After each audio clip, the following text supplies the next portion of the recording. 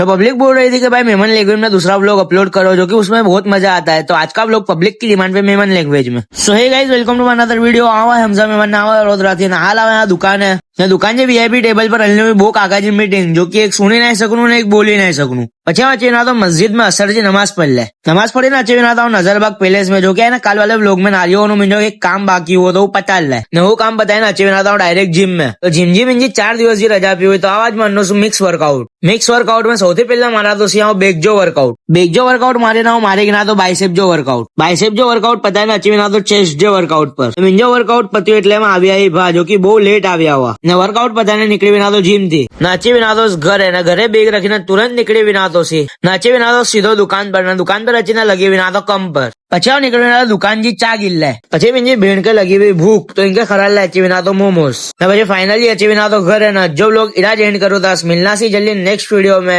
Video गमी हो तो follow भी करी जाए भागे।